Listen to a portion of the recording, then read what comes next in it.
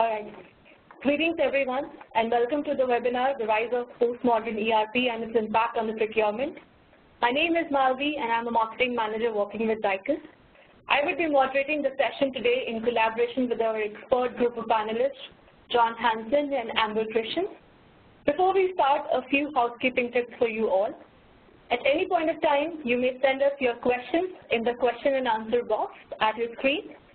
We will try to take them along with the session, or they will be addressed towards the end. Now, let me just start with telling all of you a little about Zycus. As you may know, Zycus is the leading global provider of complete source-to-pay suite of procurement and performance solutions. Our comprehensive product portfolio includes applications of both the strategic and the operational aspects of procurement.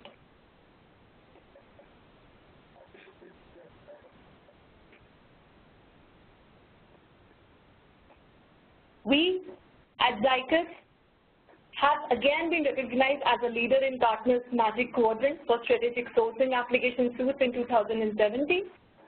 And we take immense pride in telling this. As you can see in the slides, these are the few regions where we have been named as a leader by Gartner Magic Quadrant.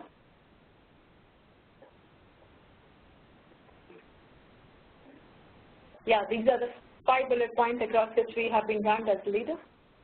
Now, before we start, just quick heads up about our upcoming events. So we are coming up with the first edition of Horizon Europe after making 6 successful events across the US. Horizon 2018 Europe edition will take place from June 10 to 12 in Prague at the luxurious 5-star Hotel Boscolo Autograph Collection. It will be a 3-day conclave hosting forward-looking procurement and finance executives, industry experts, and of course analysts to deliberate the new and emerging trends that will shape the future of business performance. So I hope, in case you would like to have more information, you can write it to us to the email ID which is presented there. And I believe you must be receiving a lot of information from us already about this. Now, a few words about our today's speaker. So first of all, we have with us Amber Christian. She is the founder of ACE. Amber's session is the intersection of business and technology. She has extensive experience implementing SAP ERP software. Amber innovates for her customers, leading and implementing in over 55 countries across 6 continents. She's a frequent author and speaker on all things treasury, accounts payable, finance, and technology. Our second speaker for today's webinar is none other than John Hansen for Procurement Insights. As the editor and lead writer for the Procurement Insights blog, which has more than 25,000 followers, John has written more than 3,000 articles and papers, as well as 5 books on subjects as diverse as supply chain practice, public sector policy, emerging business trends, and social media. In addition to being a much sought-after speaker and moderator internationally, John is also the host of the highly acclaimed PI Window on the World Show on Blog Talk Radio, which has aired more than 800 episodes since its initial broadcast in March 2009. A 2-time Ottawa finalist for the EFI Entrepreneur of the Year Award out of a group of 15,000 Blog Talk Radio, named John Hansen as one of their top 300 hosts. Without taking any more time, I would now pass it over to John to start the webinar. So John, all yours.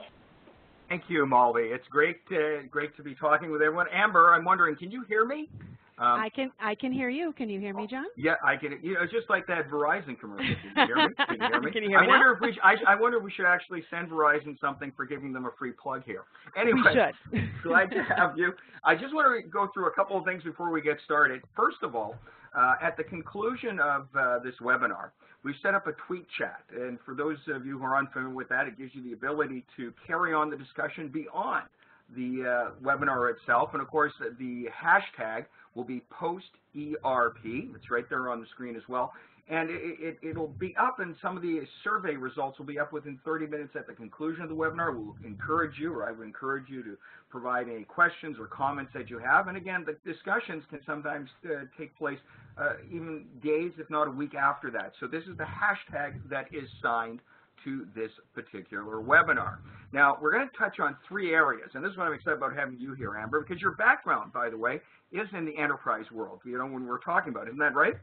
That's absolutely correct. Yes, 18 years in so enterprise you'll be able ERP to elucidate systems. for us. You'll be able to elucidate for us a little bit of where this postmodern ERP era originated. But we're going to focus on what is the postmodern ERP, what led to it. Then we're going to talk about how your role as a procurement professional will change as a result. And finally, of course, what is the technology of the future today? So, you know, Amber, we're going to ask you to put on your prognosticator's cap. I guess you've done that before, right? A few times, yes. and from what I understand, and you could correct me if I'm wrong, you've been spot on every time as well, haven't you? Oh, of course. Wink, wink, nod, nod. Wink, wink, nod, nod. So where are we today? We're going to start up. And I want to remind you, audience, this is an interesting element to our webinars here, is that rather than us talking at you, we're going to engage you throughout the discussion. Yes, there is a Q&A at the end of the session, but throughout the entire webinar, we're going to engage you through the polls, one of which you're about to see shortly, to get your feedback and your thoughts. But I'd strongly encourage you to use the chat facility here, because I'm monitoring that on a real-time basis, and both Amber and myself will endeavor to answer all of your questions. We want your feedback. In other words, this is a dialogue. This isn't a one-way discussion or unilateral discussion. This is a dialogue where, again, when you have thoughts or ideas, agree, disagree, or any additional input you'd like to share, I encourage you, avail yourself of the chat room feature. So let's go to the first poll, and Malvi, I'll cue you up on this. Is your current solution ERP-based? Very simple, very straightforward. Yes, no, not sure. And I believe they'll be at about a minute or so in this, correct, Malvi, that they'll have a chance to respond. And while we're waiting for them to respond, Amber, what do you expect this to come out to be? What do you think the response is going to be? I think we're going to see a mix of yes and not sure in the responses. I think most people by now have some sort of ERP. Whether they call it that is one question. But I think it's going to come out saying, yes, they've got something, and they're not exactly sure what they have. And we'll get into why they're not sure what they have.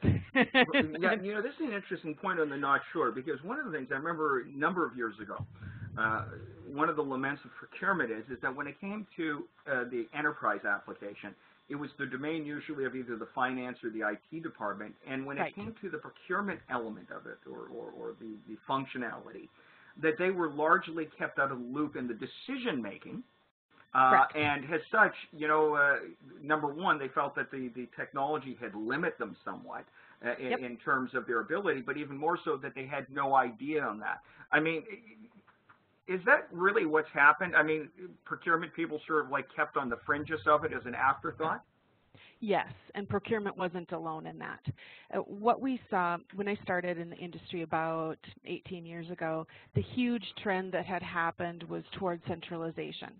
And we saw a huge swing in the 90s and early 2000s toward the ERP providers, which meant that as they were selling these ERP systems, they were really going after much higher levels in both the IT organization, finance, areas of the business where you didn't necessarily have deep involvement from the whole company.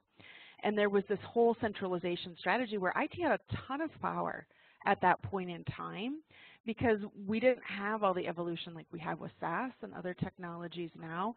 That stuff didn't really exist that much back then. And so we looked at big suites of products, which meant a lot of areas of the organization were simply left out of the decision. And the balance of power was, hey, we're all going to do this. We're all going to centralize our processes. So yes, people really were left out of the decisions at that point, and it became a little bit more of a just deal with it type of mentality inside organizations. So that, in essence, would explain in part why people might come up with the answer, not sure. Because, again, if you're not involved, obviously you're not going to have an idea. That's not my area or my department. Well, you know what's kind of interesting is this is something that surprised me because I've done this poll before in previous webinars, but 100% said they have, yes, an ERP solution in place. So that's unanimous. I mean, that is a little bit surprising in itself, isn't it? A little bit, yes. That also means they may just be really in touch with what's going on as well, or maybe are getting a little more transparency or hunting it out. So kudos to you in the audience for actually knowing. Sometimes it can actually be difficult to know if you really have ERP based because there's a lot of M&A going on, a lot of divestitures. All of a sudden now I might have some things that are in ERP, but I don't even know where the rest of these things we bought or disparate processes are. And that's sometimes where the not sure answer can come from. Okay, well now this is going to lead to an interesting kind of thing because everyone has it. Obviously, the postmodern ERP era, and again, I'll refer back to what Gartner talked about the impact of cloud and emergence. And I think they coined the term postmodern ERP. They talked about this as being a system that isn't sufficiently flexible. They talked about the fact that, and this speaks to what you were speaking or saying, Amber, is that they wanted reliable integrated solutions. So I guess that's where the centralization comes in. Right. And then what's happening and what's led to that is the fact that instead of just lowering IT costs, they're seeking increased flexibility.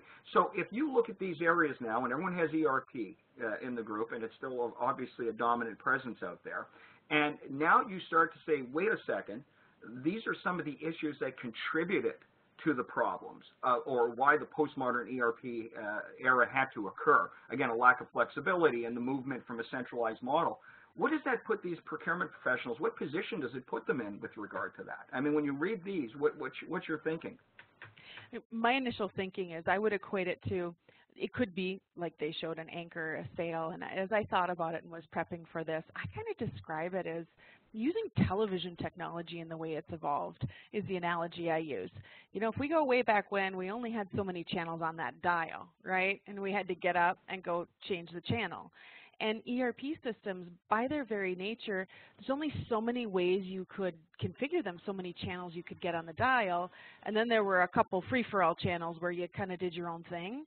Well, we ended up with a lot of free-for-all that happened because it wasn't flexible enough to meet the needs, or the skills and abilities of both the implementors as well as the ability to change processes might not have worked.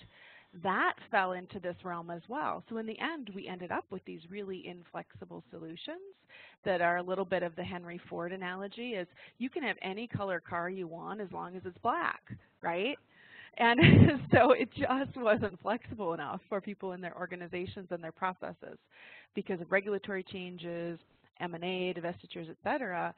So now we had to get these more flexible solutions. And the other place that the power dynamic has changed is who's in control of what budget. That is the other big change I've seen. When we moved away from IT owning all of IT spend to some of the SaaS models where if I'm a procurement professional and I have a purchasing card, I can buy a subscription to a product. That in its very nature has fundamentally changed things because you say, well, it's in my budget now. I can really go get it if I want it. That raises its own challenges, but that's part of what's led to this is just the ability to be able to go out and buy these solutions and deploy them yourselves. So let me ask you this because it's kind of interesting because when ERPs came in, I mean, they were somewhat monolithic, as you mentioned, and they were overarching implementations. Right. They usually spanned years and huge costs associated with that. Is this a technology-driven transformation, or is it as much a culturally driven? And I know we'll get into how procurement professionals are going to change, but if you look at the elements of what they're talking about now and the emergence of cloud, to legacy status, what's the driving force here? I mean, because, we've gone now away from centralization. There's different models of operation where there's a great deal of independence. Acquisitions, obviously, M&As certainly have a major impact on it, the advent of technology. But where does that leave today's ERP systems then? Like, how do they maintain relevance? Because when you hear the word they're going to become a legacy status, Amber, you're thinking about the old TV with the rabbit ears and the dials flipping. I mean, what do people do? What does this mean in terms of the existing technology? Seeing that, again, 100% of the people have ERP systems. And by the way, Amber, before I go to you, the listening audience, what are your thoughts with regards to your ERP and when you hear the postmodern ERP and legacy status? I mean, what does legacy mean to you? So I encourage you to ask those questions. But Amber, going back, I mean, how do you respond to that? Yes, I think it is entering legacy status. And I think that is what the major ERP providers have to contend with, because you start to look at, in some companies I see a little bit of a trend toward, well, it just becomes my book of record. And it starts to become more disparate, and I start to add other integrations because the very nature of how I do those has changed a lot technologically. So yeah, I do see it entering legacy status for a lot of customers. It becomes a question of, well, what does that mean, and what does that mean for the investment in it? And every company has to define what that means based on what's going on in their business, which makes it particularly challenging. So for me, I do think a lot of these are legacy. Legacy doesn't mean unnecessary. So it doesn't apply obsolescence. Doesn't necessarily mean obsolete. It just means it may not be innovative as much as things on the fringes. So I think of it in two different ways. Sometimes we have legacy systems, but they have to be there, and because they are our central source of the truth, or they are providing our repository. The question is, what do we do with that data? How do we keep things flexible enough? We have to define what is enough. Does that come from the reporting tools that we put on top of it and the analytical tools, or is it something else? And so I'm curious to hear what others think about, what does legacy mean to them exactly?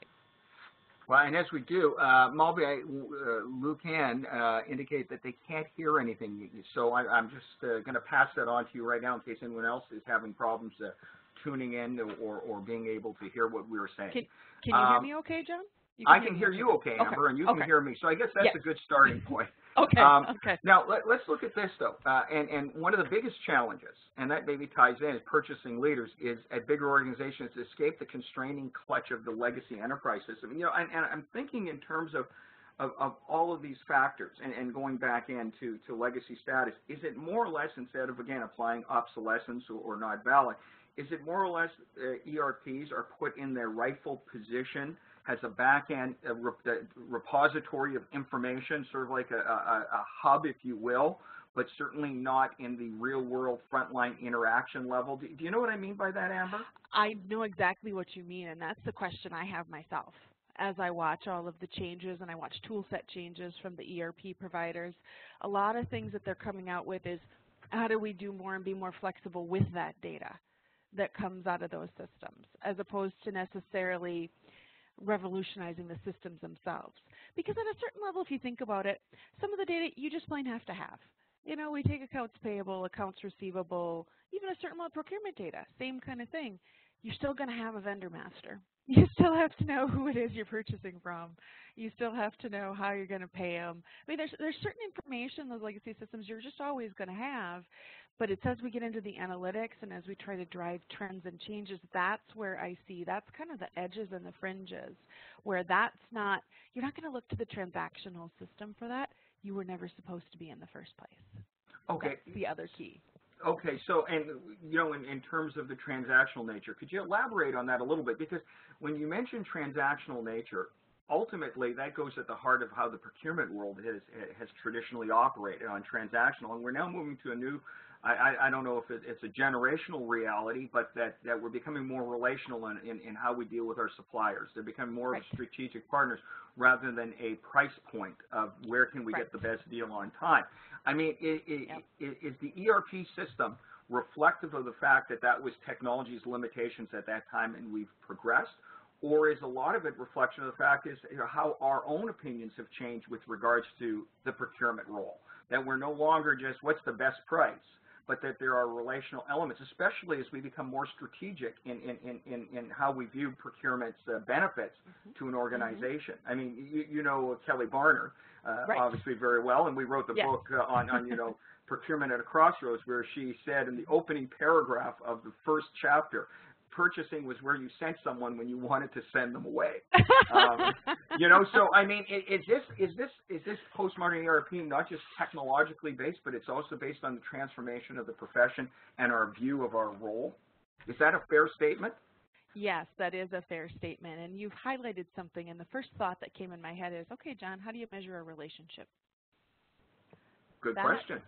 Very different now, right?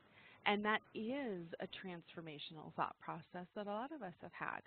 You're right, we have said, there was the race to the bottom in terms of costs, and everybody was trying to lower cost, lower cost, lower cost. And at a certain point, they realized there's trade-offs that come with that. If it's purely about lowering costs, sure, I could end up with 30 different suppliers with 30 different things because this guy gave me 1 penny less than this other guy. Or do I look at it more strategically in terms of overall spend, flexibility, delivery, payment terms? I think that whole thought process has evolved.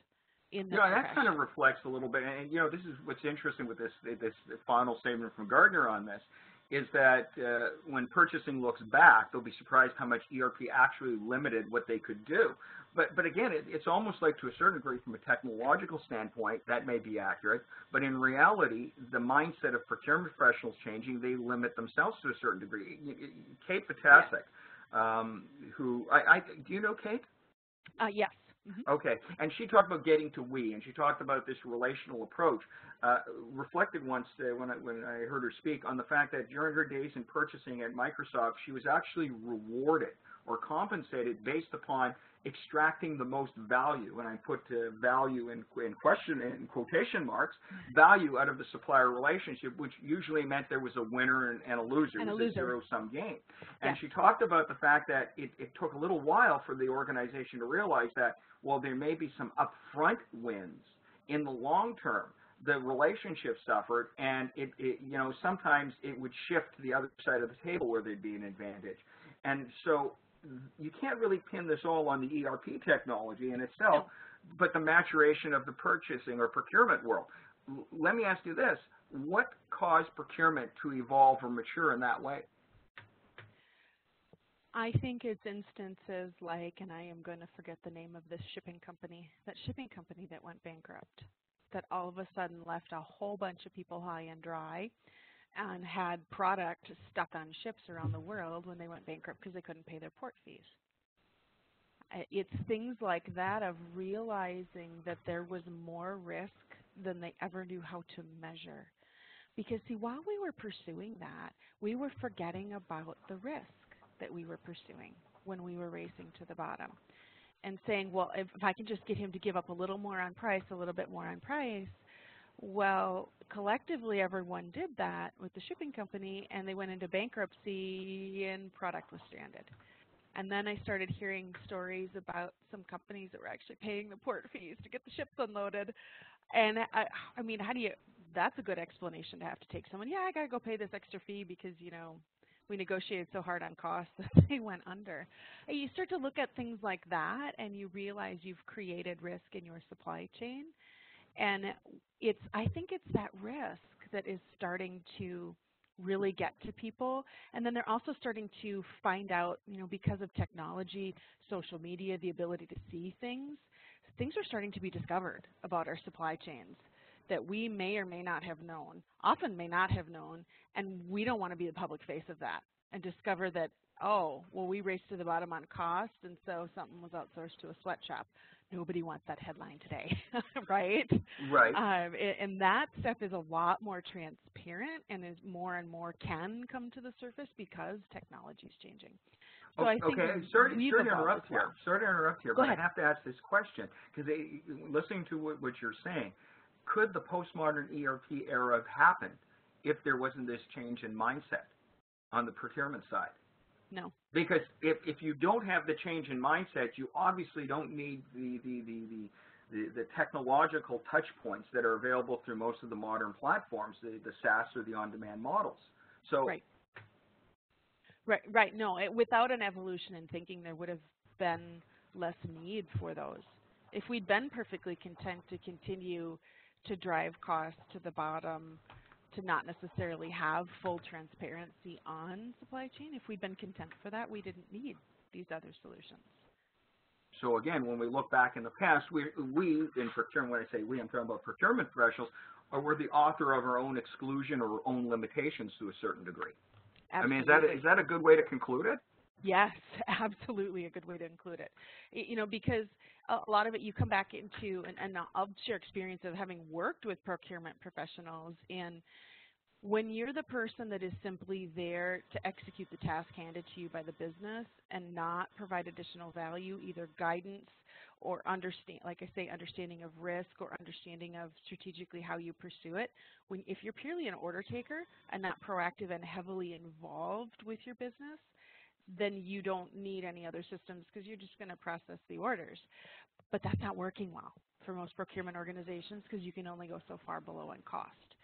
So when you have to become a more active business partner in order to bring value to the table, you have to have more information. There's more you need to know than you ever needed to know before. Now, you see, now, before we get into the next section, seeing beyond the technology, this has obviously had a certain degree of impact on the traditional ERP players, the bigger players of the world, the SAPs, right. the Oracles, etc. In the past, you know, when there were acquisitions, for example, when an SAP acquired a J.D. Edwards, let's use that, or PeopleSoft, there was an acquire and assimilation to a certain degree of the applications, and of course created some potential rough spots. You would know this as well, if not better than I do, where the cultural shift from, you know, the clients who are with a J.D. Edwards or with PeopleSoft sort of had a certain degree of resistance. This is a little bit different now because this isn't an acquire and assimilation. Obviously, isn't the way this is going to go. We're dealing in a different world now, where, you know, the old no one ever got fired for buying IBM belt with you know, belt with suspenders mindset is no longer applicable. Smaller companies, dynamic companies who aren't part of what was the traditional realm of saying, you know, again, these big blue type of things where there was supposed security. And we don't even have to go down, because that's another discussion about, you know, the high rate of ERP implementation failures.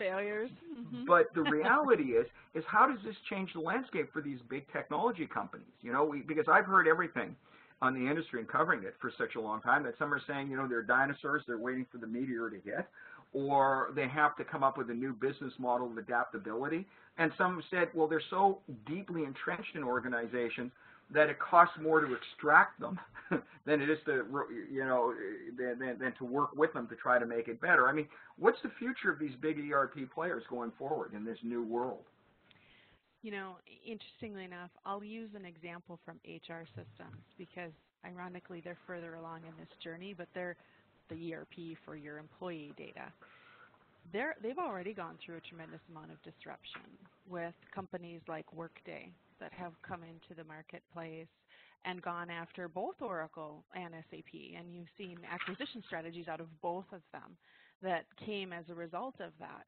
So the disruption is there. It is actually possible to rip these things out because I've been watching it in the HR world, and even, you know, SAP and Oracle and what they've bought for solutions is a lot more SaaS models.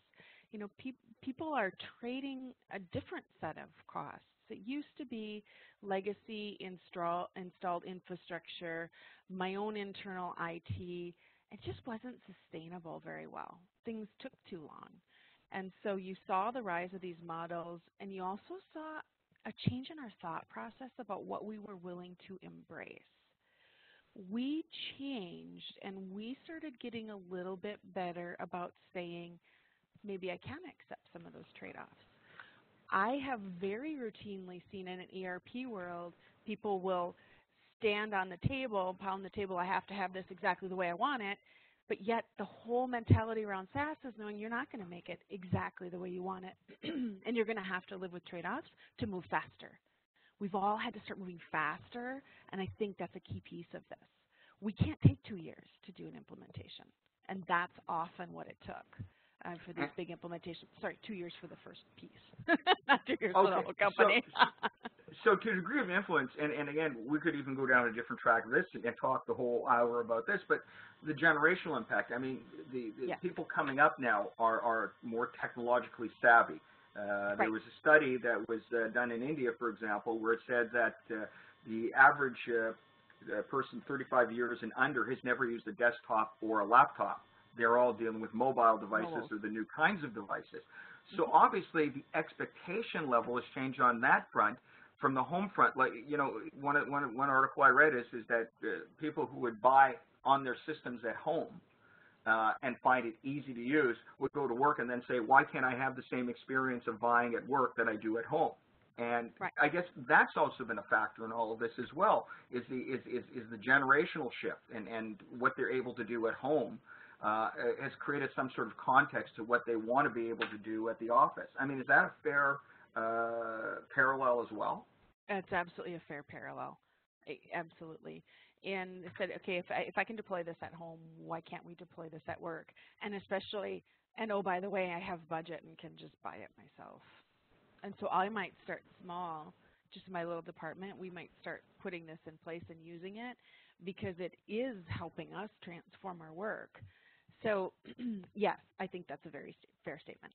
Okay, so now let's look beyond technology, because as we've discovered, it isn't just a technology question itself, and this leads us into our second poll question. And how much will your role as a procurement professional change in the postmodern ERP era? Now, I want you to know that there's a stroke between on the word procurement, and I'll touch on that momentarily, Amber. But to our audience, and Mulvey, cue the polling. Will it have an effect? Not at all, somewhat, moderately, significantly. So as you respond to this poll, and again, I would encourage you in the Q&A section, I would encourage you to turn around and explain why you had your answer there as to why not at all, or why somewhat, or why moderately. Whatever your answer is, again, there's no right answer. But we really want to understand your thinking in terms of where you're coming from. But Amber, going back to you in this, I mean, and we're not going to influence anybody's choice, but what do you think? Is the procurement professional's role going to change? If we look at what we've just talked about, it seems that the procurement professional has been at the front of this transformation by changing the way they view the profession itself. I mean, what do you think the answer is going to be? Significantly. I know it has in my world significantly affected how I approach things and how the folks that I work with approach things. So for me, it's pretty significant. In what way let me ask your world, from a significant standpoint, how has it changed? So big part of it is even our thought process and how do we go about doing our projects. So one of the big changes that I've seen evolve, and it's more in the last probably 5 years, is we used to think about ERP implementations as one giant go live, that thing's a whole monster, everything goes live. You have this hypercare period of support where we're all pulling out our hair and running around and fixing everything that came up that we either did or didn't know about that was going to go wrong. And now I see a big shift with my customers about how do we skinny down the deployments. We use different methodologies. We use like agile methodologies. We break the work down into much smaller chunks so we really get our arms around it a lot better. That's a huge fundamental shift that I've seen in just how we think about it, because the scopes change, the way we scope things change, the way we deliver things actually changes, and so do the designs we deliver. And that has been a huge shift in the last 5 years. And I think even on the procurement side, instead of saying, well, I have to have all my policies in place right now, it's more like, how do you eat an 800-pound elephant? One bite at a time. Okay, let me start with my first policies and iterate and make changes. So we're iterating, I think, a lot more as organizations now because we're responding to a very dynamic environment.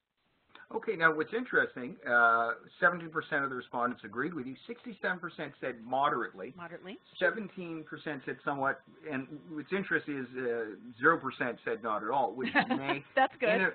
Which may in and of itself not be surprising, obviously, because we're obviously getting caught up on this. But so when we look at this, and I made mention to the fact that I'd stroked or put a line through the word procurement. My thinking in all of this, Amber, is that we can no longer just think of ourselves as procurement professionals within the traditional silos. IT people are changing, finance people are changing, procurement. I think there's a more holistic view or approach that's happening within the organization itself. So we're no longer narrowly defined in terms of what our roles are and what we have to know about what's going on in the company. Or to use that old CPU agenda roundtable discussion with senior execs way back, 2007, 11 years ago, but to a certain degree it still resonates today, where they said, give me one strategic procurement professional over 10 buyers any day. Exactly, yes. And depending on where you are on that curve and how far you've already adopted, someone who says somewhat might already be pretty far along the curve in terms of what they they may have already changed. In other words, they might already be quite a ways down the journey, realizing I got some more work to do. So depending on where you're at and where your organization is, your answers are going to be very different, depending on what's going on. I don't know if that makes sense, but. So now one of the examples I gave here, and so digital transformation, job changing, and maybe that leads into this, is there's more of a cultural change within an organization. Now, in 2005, Lenovo, digital transformation, what happened, they recognized that their culture has to embrace the IT evolution. In other words, they have to look beyond the technology and get the right people in place. So I'm going to go back to this. Within that change that we've just talked about, and let me add another dimension. There was a poll that I'd done on one of my conferences where two different groups, large numbers, I'd asked the question, if you could choose procurement as a profession, looking back on your time spent in it, would you have entered this field to begin with? And 50% of the respondents said, no, we would choose another profession. Now, what was more interesting about that is that I assumed that response would come from procurement professionals who had been in a long time, and going back to what Kelly Barner said about, procurement or purchasing, something you didn't choose, you sort of fell into it or you were banished to it. Right. But half of those people were what you would call the millennial or the next generation. So here's the question in terms of the cultural change and procurement professional or the role changing. Does that number surprise you? And when you talk about a cultural change within the organization to be able to adapt to the environment, and obviously the majority, 67%, feel that their position is going to be impacted, what does that entail? What does that involve in terms of the cultural change from an organizational standpoint? Ooh, if I had a perfect answer for that, boy, just think of what I could do. Yeah, we only want perfect answers here. And by the way, audience, if you have a question about this in terms of the changes and the impact, I didn't ask this question. Does this mean it's a good change or a bad change? Feel free to ask the questions here as well. But so what are your thoughts in terms of this cultural transformation that has to take place? Because this does really transcend technology itself, doesn't it? Yes, it does. And our skills really have to evolve. And I think about it from the perspective of, we can apply this to procurement. Do you have in IT we talk about a lot, because I do consulting. I spend a lot of time with people in that, I've dealt with the race to the bottom on costs. Everyone wants lower rates, all that. That's fine. That is the nature of what it is. But I would say, well, what exactly are you looking for? Are you looking for a behind that sits in a chair that just does whatever you say, or are you looking for someone to actually consult with you on the way you need to change your processes? Same kind of evolution in procurement. Am I just a buyer that's just going to execute contracts? And people coming into organizations like that are going to say, I'm not interested. That doesn't do anything for me, generationally. But ones where are we actually working together in team and more collaborative-based environments to actually transform something? That's something that a lot more people seem to find appealing. And from what I hear from millennials that I talk to as well, and I'm just a little bit outside of that range, I'm in the Gen X range, but that's what I hear, is they want that more collaborative environment and that more changing environment, as opposed to being that sort of order taker person on the line. And the organizations that don't adapt and figure out how to leverage that will lose, because they will lose those people to turnover, because they'll find organizations that will provide that. Now here's an interesting point on the other side of that equation. Just reading, what's interesting is that the older generation, some may say that these emergence of new technologies will require the older generation to say, okay, we're not into technology, we're not comfortable with technology, at least not in the same way. But there was a study that was done, and it said that the older generation, those who are 40, 50, and I hate to think of myself as older, but you have to accept time moves on. Young at heart. Young at heart, that's right. But what they were saying is that, ironically, it's the older generation who have a greater interest in leveraging or utilizing technology. For example, in the field of education, they said that the younger generation, the millennials, or the netters, as they've been called, are more interested in being in a classroom environment to learn and interacting with people face-to-face, where the older generation is far more comfortable being online and doing courses and learning. and that they have this natural affinity towards, you know, looking at themselves, saying that if jobs are going to change, if something's going to change, I have to educate myself. I'm more apt to use a technological platform to learn than a classroom environment. So this doesn't mean that the older generation is automatically excluded from this process, does it? Or we shouldn't assume they are. No, and in fact, I actually tend to find that some of the people most receptive to transformative technologies are the older generation. I would say it's absolutely consistent. The reason why they understand all the pitfalls of not making that technology transformation. And they understand the underlying issues in such depth. Like they've got so much experience in what it really is. So when you haven't been at it as long, there's a lot of nuance you don't understand that once you've been at it, 20 plus years, there's a lot of nuances you understand and approaches you understand. And it's a little easier to suss out, do I think that transformation can really help me or not, or do I think it's vaporware and not really going to do anything for me? So I think there's a ton of value, and I've actually had very good success in working with older generations to adopt the technologies because they understand it so well in terms of the business challenges. See, some might say that it's almost contradictory because we assume with new technology it's millennials, and certainly there are an influence there from that standpoint.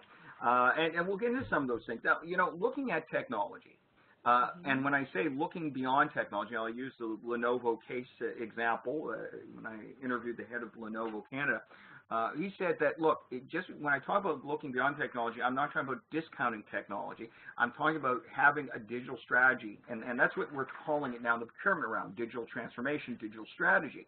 Right. They're talking about three key areas, and this is perhaps tying back things to the millennial generation, certainly, but the flexibility, and one of the key areas is enabling workers to be mobile and productive. In other words, anytime, anywhere computing capability. And, we have the advent of the BYOD and all of these areas. This has obviously changed dynamically the way in which architectures and systems have to be able to respond, doesn't it? And perhaps this is where you look at that breakaway from the traditional ERP, which, again, was somewhat monolithic, in terms of its back end, it's controlled, it's secure. Now you've got like a splintering, if you will. I don't know if that's a safe statement. A splintering, if you will, relative to where we're getting our information in and where we can buy and how we can buy. It's no longer confined to the office hours or through a set route. I mean, what's your thought on mobile? Yeah, I think we've seen an extension of the schedule. That is a huge thing we've seen as we've all become global. And it would be interesting to know how many people on the call are dealing with multiple time zones and coordination as you deal with different divisions and people around the world, particularly for global multinationals. A lot of people are just dealing with this need for more flexibility because their calendars have simply changed. And the way they have to do the work, it's nighttime calls, it's morning calls, and the nature of what we need to buy has changed accordingly as well. So therefore, we had to have other technologies and ways to do it. I see it as a simple extension of what we've already done with the workforce in having them be more global, work with different countries, work on different types of calendars. So you have to have these other ways to accomplish things in order to ensure that they can be productive. Because in most organizations, headcounts aren't growing, they're shrinking. So if we really expect people to be able to deliver, we have to have these other technologies to come along for the ride. So, and that's really part of the new evolution. Now, one thing I want to sort of digress a moment here, because I just got a comment from an Ian, and I think it's worth mentioning. He said, I think you're painting an incorrect picture of procurement. It's always been a strategic function for the more enlightened organizations.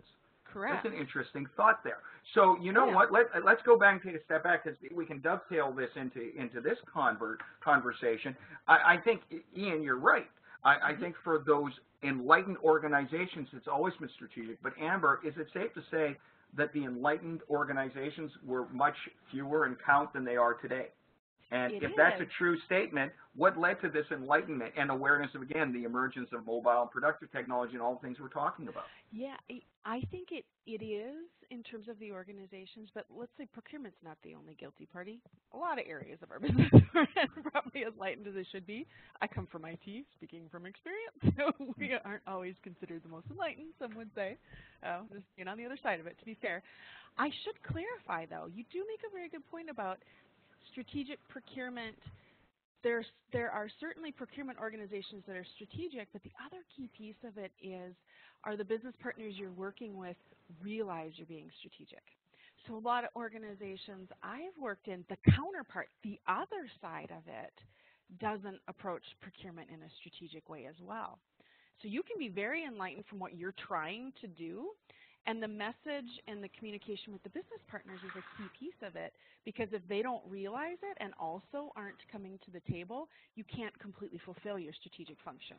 So part of it's how deeply entrenched are you in other parts of the organization to allow you to be as strategic as you can be. And how open are you, because going back to that Agenda Roundtable, person indicated that, a CFO indicated when they were working with one company, they were very much involved in the very process from the beginning. Again, this is going back 11 years ago. When they went to another company, a similar role, they were reduced to the executable side of a transaction. That's that transactional element there. Exactly. So, you know, but it's safe to say that more organizations are becoming strategic in their thinking.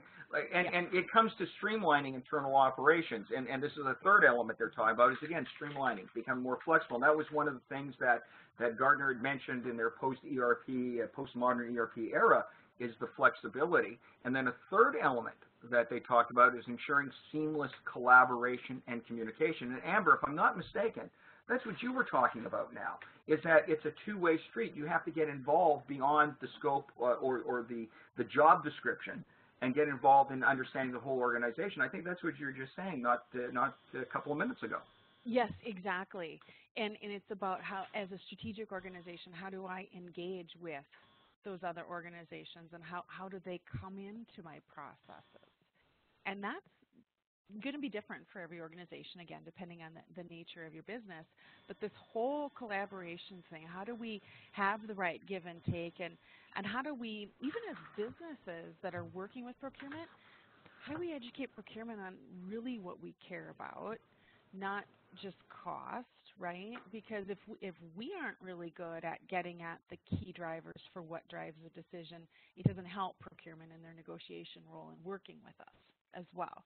So the responsibilities on really both groups in order to make that change from the parts of the business that are working with procurement, as well as how does procurement sort of get front of mind, and how do you actually pull that extra information that the businesses really care about that you need to know.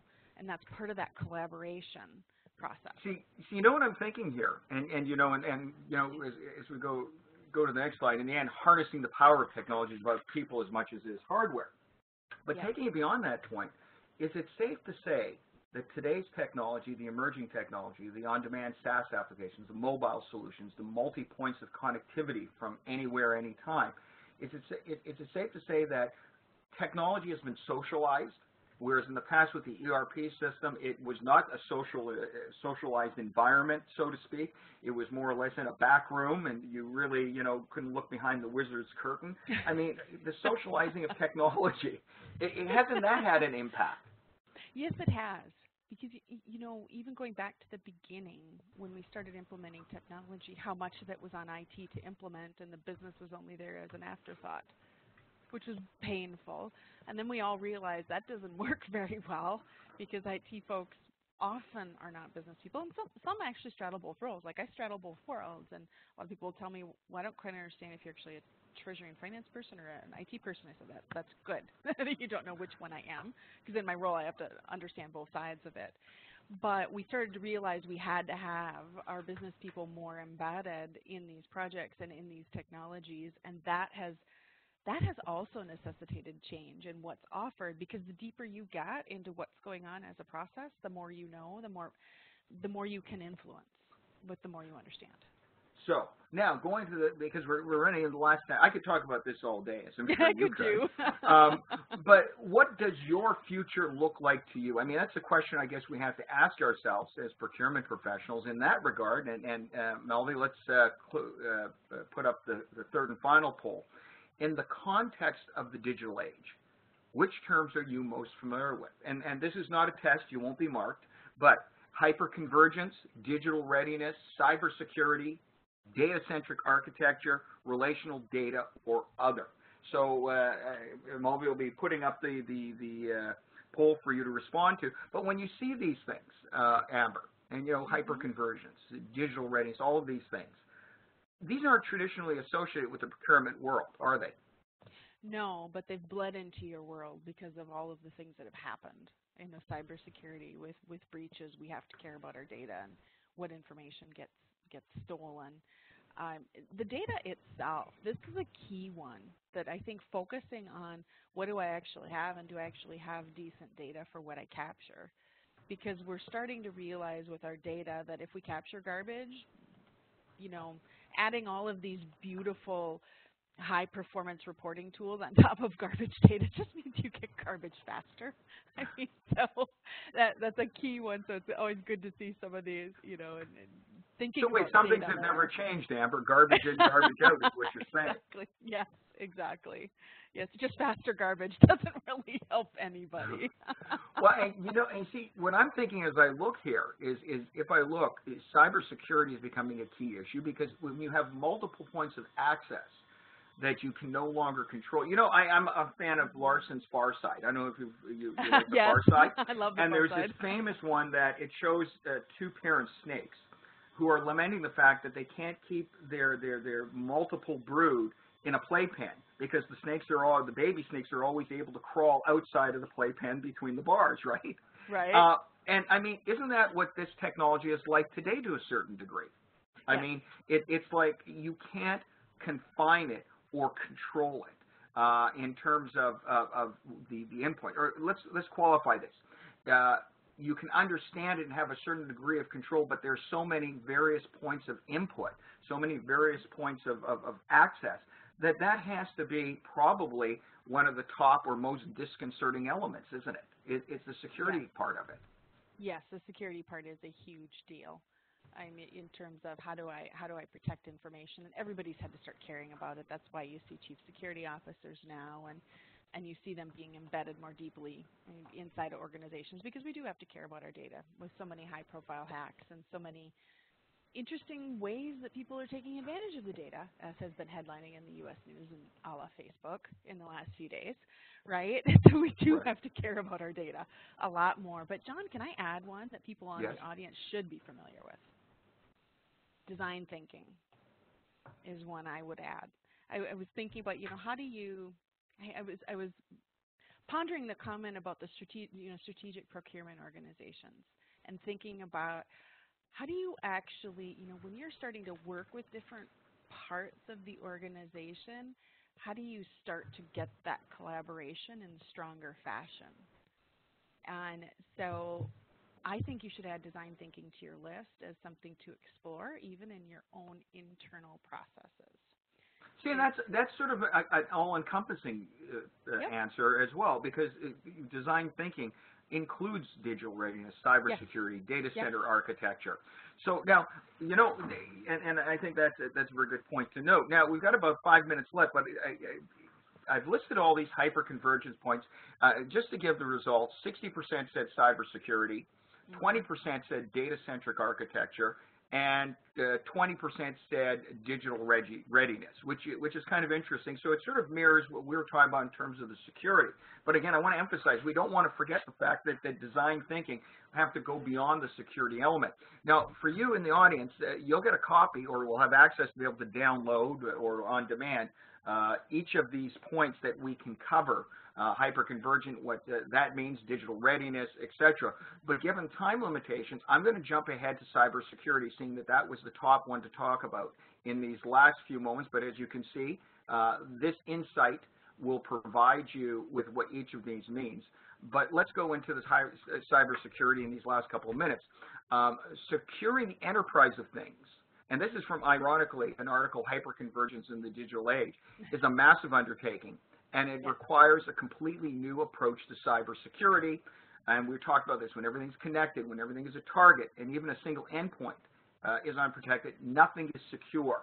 Now, I want to take this a little bit further from this, Amber, and ask your thoughts, because what's interesting is talking to a security expert, Richard Steinen, and he wrote Surviving Cyber War. He talked about the fact is that it's not important to think or protect what you think is important, but it's important to protect what the people who would access it would think is important. He said one of the biggest mistakes organizations make in their security strategy is that they try to protect everything, or they try to guess, or what they deem to be important, they're assuming that that's going to be important to somebody who will want to go after them. And he said the problem is that you oftentimes are looking in one direction where you're not protecting what is your most vulnerable in the other direction. What do you think about that?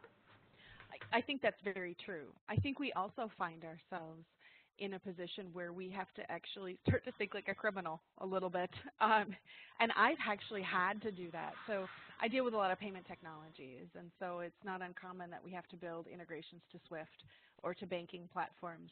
And when the first breach happened at I think it was Central Bank of Bangladesh, where someone got into their servers that were unsecured and started sending traffic through the SWIFT network, and it was actually the Federal Reserve Bank in the U.S. that caught it because of the strange activity. At least I believe it was the Federal Reserve in the U.S., but it actually got caught here, and it wasn't even our country where it happened. We all have to start to think about where can things come in, and then what is the network effect, and where does it get caught in the network? Because it might not just be on my end. What are the stop gaps in my process and in my partner's processes? We never had to think about that before, but we do now. So, in other words, and let's just adopt what you just said, we have to think like the people who would, the malevolent people who would be interested in accessing. We have to say, what are they going to be interested in? Yep, and how could they get it? Got it. Sometimes we design support processes or things in place to make it easier for us to do things, but it might make it easier for the criminals too, if they figure that out. So it requires a very different mindset, very different thought process. I don't like thinking like a criminal, but I have to. No. If I wanted to take advantage of it, how could I? Well, true. Well, you've got to put yourself in their shoes and what they're going to do. Exactly. So now I want to remind everybody the other points, and especially the ones who had 20% one result and the other. When you get the on-demand version, you'll be able to get those slides and look at it. But revisiting in the last 2 minutes of what led to the postmodern ERP era is insufficient flexibility, is the fact that integration and reliable solutions doesn't have to be part of a monolithic system, but it's very much what you would call a diverse architecture. I was going to use the word splintered, but that implies, a lack of control, but nonetheless a diverse architecture, and that it's not just IT costs, although IT costs are fairly important, because isn't that one of the biggest problems with the old ERP systems, again, going back, is that you would have millions and millions of dollars, monthly maintenance fees, and literally these overarching implementations processes. Whereas with today's technology, and I think this is an interesting thing. I was talking with one of the VPs from, I think it was NetApp, and he had said to me is that we now live in a buy the drink type of world, which I thought was an interesting term. Which certainly does transfer a lot of the risk that used to be on the end user's shoulders to of course, the service provider. But we're now where we can implement in weeks, if not days, at a fraction of the cost. We've overcome that obstacle of thinking, how can we pay so little to get such better results when we pay tens of millions of dollars in the ERP world and we're still trying to extract value? So I think those are all the factors that have contributed to this sort of transformation. I mean, is that a reasonable conclusion? Yes, and I think that the pay by the drink, the thing that people also have to realize is it may or may not in the long run be cheaper, but you've traded for the flexibility.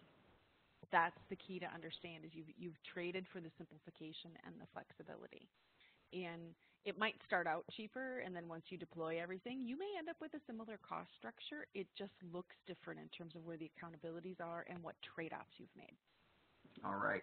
Amber, Christian, thank you for joining us today. And you know, it's a very interesting discussion.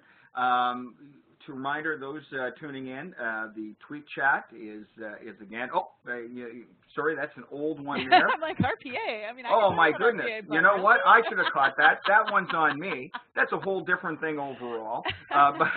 But we actually do have a real tweet chat handle for it, and I'm going to give it to you right now. It's hashtag #PostERP. So again, we'll be posting the poll results and sharing them and inviting comment. And just again, Amber, thank you for joining me today. And Malvi, I'd like to turn it back over to you. All right. Thank you so much, John and Amber, for such an insightful session. I believe really answered some really good questions, and people must be pondering really if they really need to switch to the ERP post-mortem scenario. Thank you, people, for joining in. I will be sending across the presentation and the video recording of this webinar. Please feel free to forward any questions, and we will be glad to take them over the email. Thank you so much. Until next time.